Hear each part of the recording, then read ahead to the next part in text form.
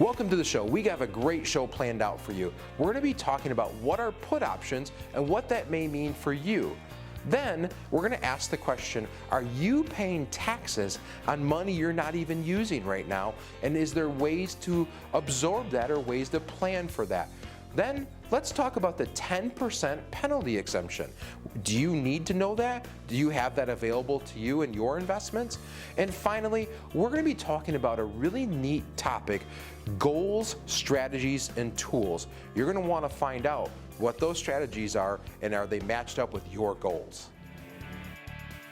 Retiring Well, brought to you by Centennial Wealth Advisory, financial advisors specializing in retirement planning and serving all of Northern Michigan. Retiring Well, helping you plan for a successful and comfortable retirement. Retiring Well, plan to retire well. Hi, in this segment I want to talk to you about put options, okay? Now options it can be very complex. A lot of people don't understand what they are, so I thought I'd take some time and basically educate you on how they work. So when you buy a put option, you're buying a right to sell a stock at a certain price, okay? You're thinking that the price of the stock is going to actually go down. All right, so what you want to do is buy a right to sell it at a certain price so that if it does go down, you're going to make money. So you can do what's called a long put, okay, meaning you can speculate on that down and buy that right, or you can hedge a position that you already have. Let's say you have that stock and you want to protect yourself on the downside to sell that stock, then you might want to use a put, okay? You know, when you're hedging a position, liken it to like a farmer, okay? He plants his crop today. He wants to protect the price of that crop so that by the time harvest time comes, he can sell at a certain price. So he buys a option or put on the market, right, to sell at a certain price, or what we would call a strike price, okay? So he plants his crop, harvest time comes. If the price of the market happens to be up or that crop happens to be way up, well, no harm done, right? He gets to sell it at the higher price, less the cost of what he paid for that option. But what if the price happens to be down at that time, right? Now he's glad he bought the insurance because he gets to sell it at that price. Folks, that's what you call a protective put, all right? You're just basically hedging a position that you already had. So let me just kind of follow you how this might work. This is a ABC stock. Right now that stock is selling at $100. $100 a share. So I'm guessing that the price of this stock is going to go down. So I'm going to buy a put on this stock with a strike price of $95 in 1 month. Okay, so I'm betting that the price of this stock in 1 month is going to be down lower than $95 a share. Now, the price of that trade is $3. Okay, now the price of trades vary on the stock price, the volatility of that stock, and how much time it's got to expire. So in this particular case, with ABC stock, the trade price for this put is $3. Okay, so where's my break even? Okay, my break even is going to be $92, which is the strike price less that trade fee, right? So if the price of the stock goes below $92, I'm in what they call the money. All right, and I can make money all the way down to zero. So I have a maximum profit that I can make of $92, right? But where am I not going to make money? If the price of the stock is anywhere from 95 or up, right, I'm not going to make any money because I was betting on the down. But my maximum loss in this particular case is only the $3 I paid for the trade. So I've hedged my position. I've bet $3 that the market go down. It doesn't go down. I'm only out the $3. But if I'm right, look at the maximum gain I could potentially have. So hopefully that maybe gave you a little better understanding of how puts work. They can be beneficial if you want to bet on a stock's direction and don't want to risk a lot of money. Hey, welcome back. I hope you found that segment helpful and maybe new. You know, you do have a lot of options. That is a pun, and it was intended, and I'm realizing that Maybe I am becoming my dad, because that's exactly what he would have said in this opportunity. So please forgive me, I'm a dad also. So, but hey, on a serious note, I think that's what we like to do. Is there are a lot of investment options that you have. You could have puts, you could have calls, you could have different type of insurance products. Because at the end of the day, sometimes people are going in that put option because they like the insurance of it. They like the right to be able to sell at a certain predetermined price. So if things go south, if those investments go down, then they've already insured their right to sell it at that higher price. And so, one of the things that we get to do is we get to educate you on what are your options when it comes to investments. And it's not just one option. You have a plethora of them. I know, Nick, you say that you like explaining those different options. Yeah, there's so many different options, and it's sort of fun to go over all those options, but then match them up to whatever your risk tolerance might be. Maybe puts are awesome for you because you're risk adverse and you don't want to see those big drawdowns, so you want that insurance in place to minimize your losses. But everybody's so different. Sometimes, hey, I want to put all my money on black or red, whatever it may be, and let the money grow. So it's so fun to go over those options and fit them to your specific situation. So stay tuned. Coming up next, we're going to be talking about paying tax on money you don't use, and then 10% exception rules.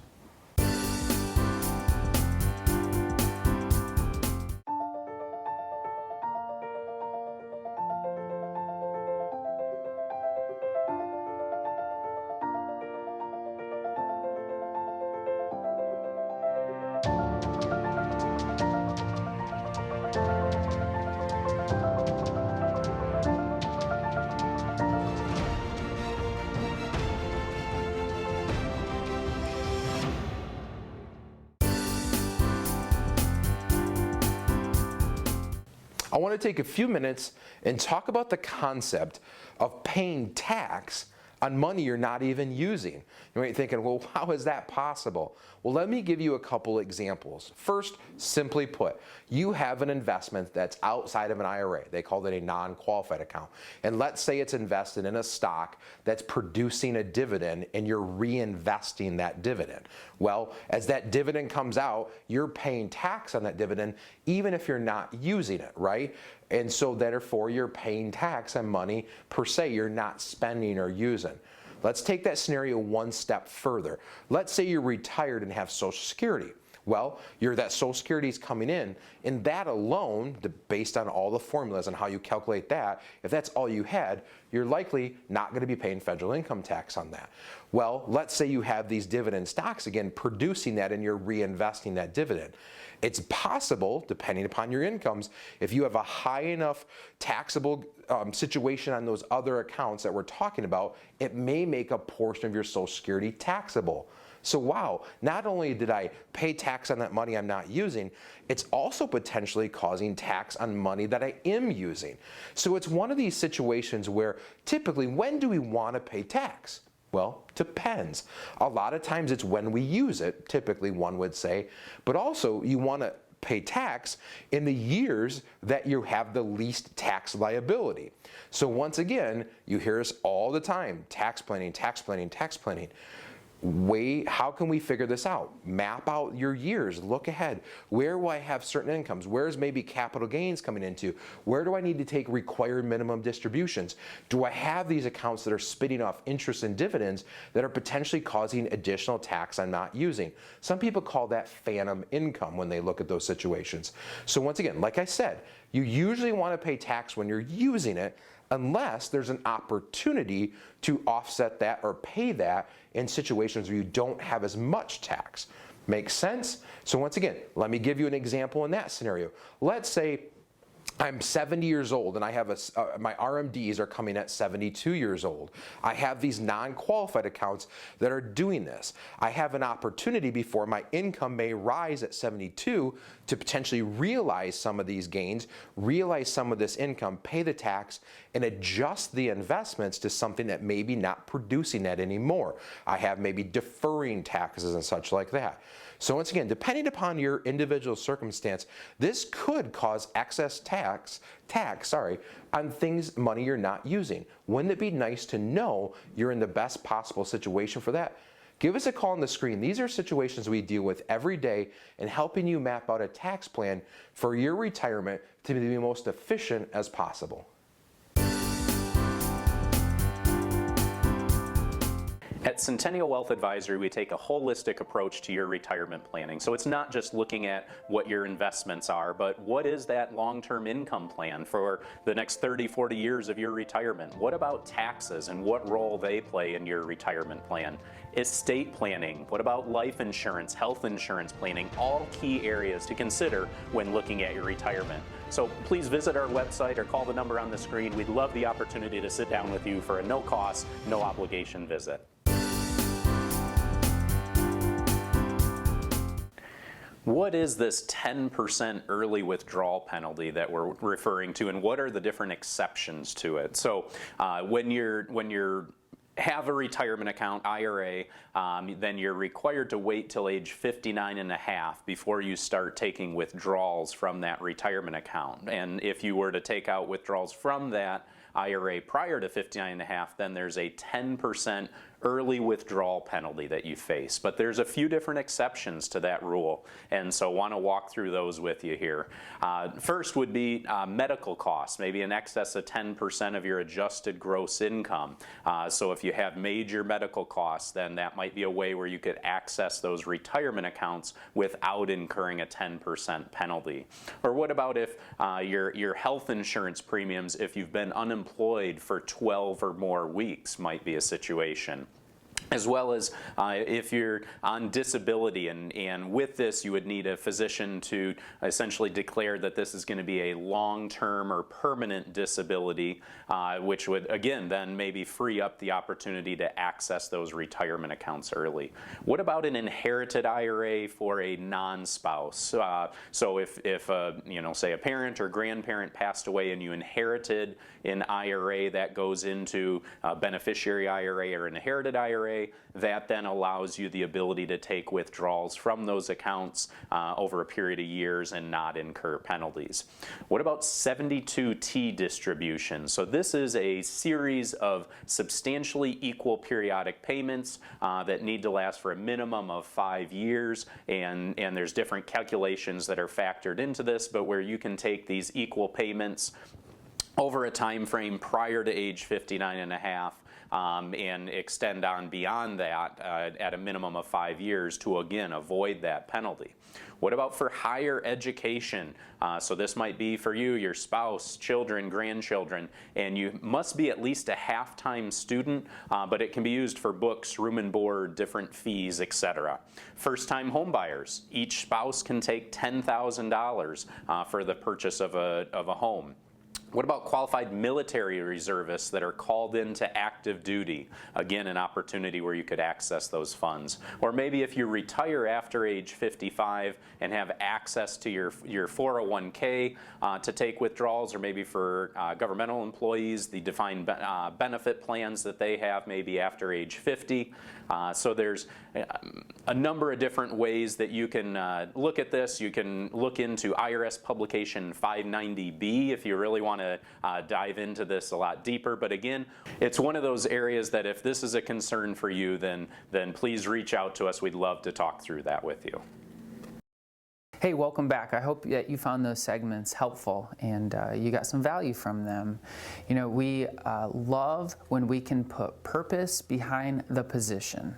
Hey, I have this certain position in this non-qualified account. I'm earning dividends, I'm earning interest, I'm having to pay tax on that, but I'm not really using the money. Well, to me, there's an opportunity. Let's find the purpose for that position.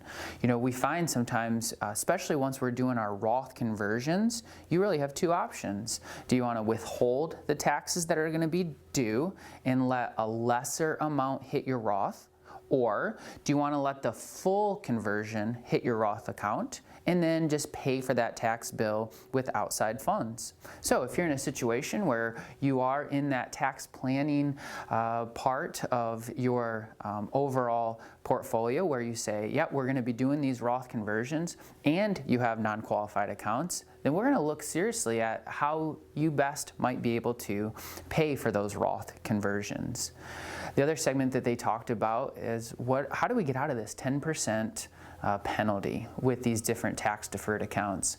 In fact, I just ran into a friend of mine. His daughter is changing jobs and has this old 401k set of money. And he asked, hey, what should she do with that? Should she just roll that 401k into her new 401k? Or should she roll it into a traditional IRA? Or what should she do with that? And I said, hey, let's talk about what your options are. I think once you get educated and you know what you can do, then, and you know why you're doing it, then the answer becomes pretty clear. So we talked about, hey, if she were to roll that into her current 401k, might give her some more money in that account, which could fit with the menu of options that she's going to choose from an investment plan, and that could be a good fit for her. Hey, what if she rolled it into a traditional IRA? You know, how could we then potentially later down the years here in her life maybe do a 72T systematic withdrawal so that she could get access to that money before she's 59 and a half? Or maybe she wants to do some Roth conversions, you know, and we just help educate what that plan might look like and get the purpose behind the position. I know you have a story too, I Nick. had another great example of how to avoid that 10% penalty as well. Recent client, he was 56 years old and retired, and he had all of his funds in a 401k plan. And he was so excited that he was going to be able to roll his funds from the 401k to the IRA because the whole investment world would be open to him. Because before in the 401k, he was just stuck with that menu of options to choose from. But he needed income before the age of 59 and a half. So what we did was, instead of rolling the entire 401k balance over to the IRA, we left a portion back, enough for 3.5+ years of income, and then rolled the remaining over into an IRA so that he would not pay that 10% penalty on distributions from the IRA, but he could take it from the 401k, no penalties involved. So just lots of different options out there for you to consider and ways to avoid that 10% penalty. So stay tuned. Coming up next, we're going to be talking about goals, strategies, and tools.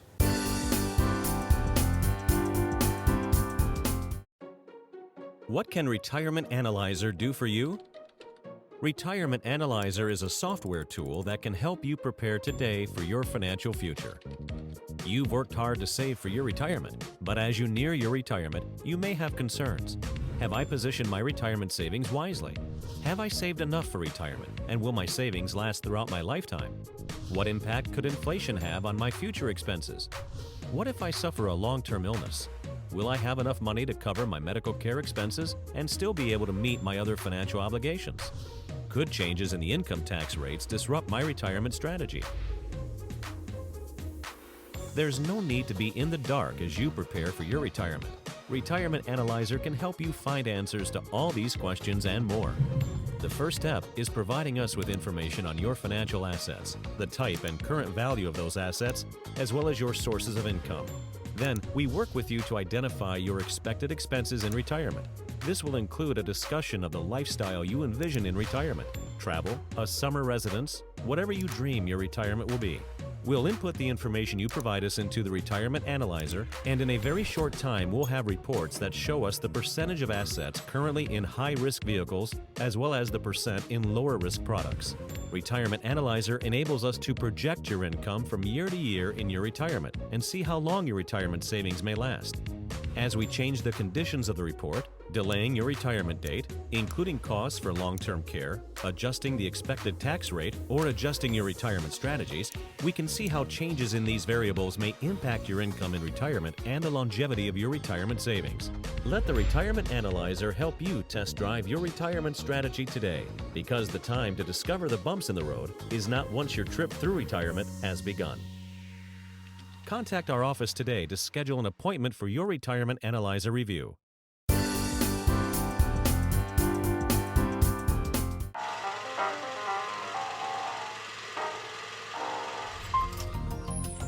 This week in CFP Talk, we are going to talk about a very simple word. The word is planning, as in retirement planning. And what I'm going to do is I'm going to share with you how everybody screws this up and how the financial industry as a whole is set up a bit backwards. Now, here's what you need to understand about the financial industry.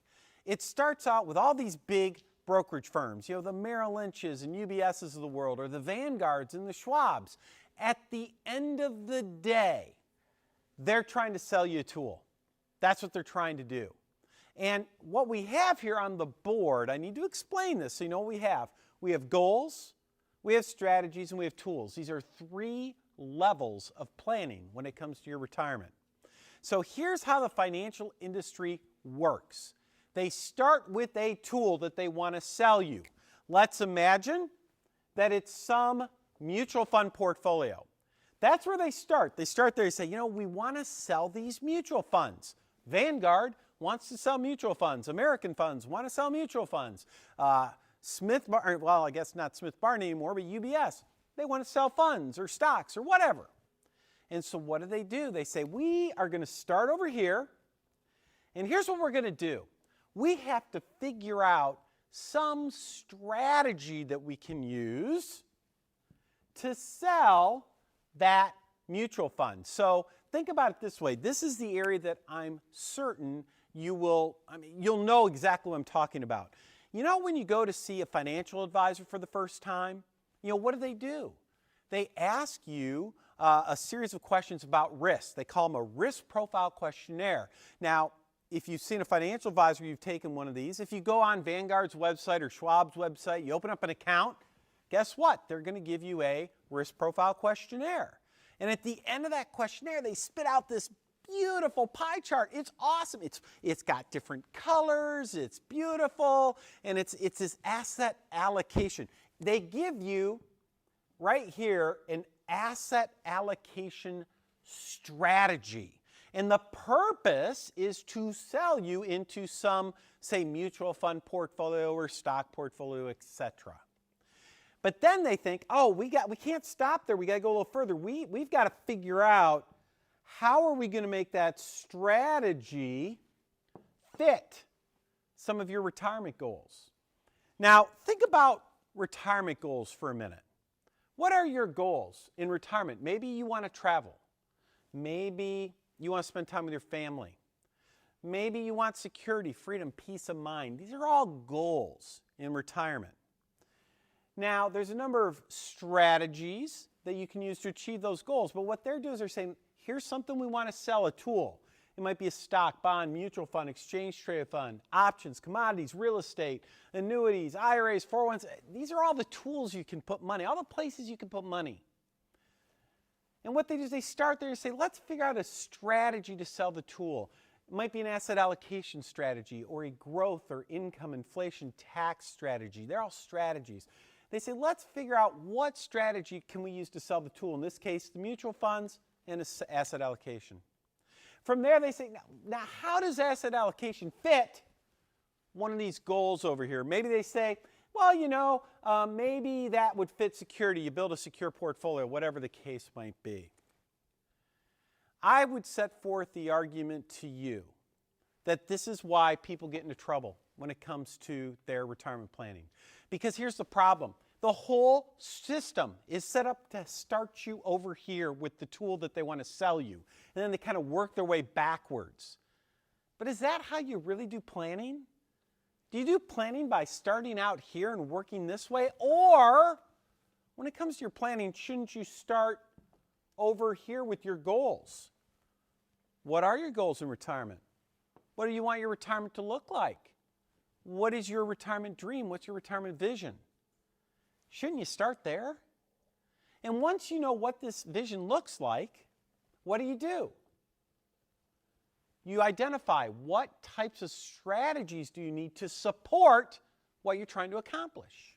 And then, from there, the last thing, not the first thing, but the last thing you should be thinking about is what types of tools should you use to support those strategies.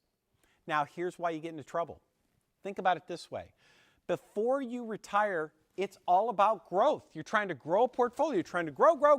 Your goal is growth. Your strategy is growth. The tools you use are probably stocks, mutual funds, etc. You want to grow. But what happens when you retire? When you retire, you say, wait, I'm not adding to the pile anymore. I want freedom, peace of mind. I want to be financially independent. Suddenly, the strategies you need are what? Well, you still need some growth, but you need income. You need to protect yourself against inflation. You might need some tax strategies or preservation strategies. So the tools, a lot of different strategies, which means the tools you need in retirement, very different. Retirement is a fundamental shift in life. You've got to make sure your goals are fundamentally shifting, which means your strategies need to fundamentally shift, which means your tools need to fundamentally shift. And the problem people make, they don't make that shift because they're focused on starting here versus there.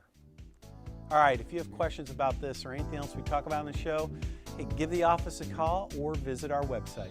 Welcome back. I always love those blasts from the past with Michael Reese. He always provides such great information out there. Kind of what I picked up with that goals, strategies, and tools is something that we see very often here in this industry. You know, clients come in all the time, they bring their statements in, and they plop them down on the desk and say, what can I do with these different investment tools before we even start talking, really?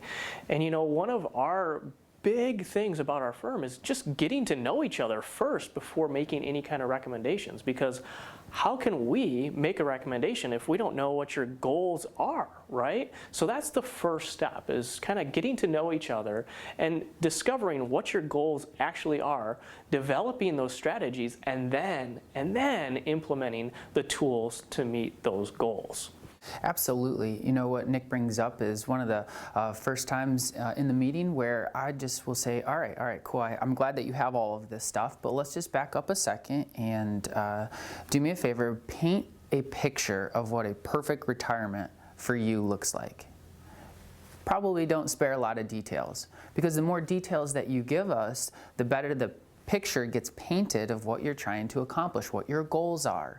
And then as you paint that picture, then what we get to do as we go through what you currently have is we get to do what we might call a red flag review. We get to see, are there any areas, are there any tools that you currently have in place that really, you know, shouldn't be in place? Or are there other tools that are better for you that we could use in a different way, strategize in a different way to achieve that goal? And being holistic, it makes it a fun adventure every time we have a new client, because the answer is always individualized to the client or to the couple that we get to work with. And so centering on what your goals are and working in the other direction, instead of starting with the tools, strategies, goals, we get to go reverse, goals, strategies, tools, and help educate you on what you have, is a powerful and a fun adventure that we get to go on together. So if you have any questions or concerns about what your plan looks like, give us a call. Come and meet us. We'd love to see how we might be able to help. So appreciate you tuning in this week to the show, and I hope that you'll meet us here next week, same time, same show.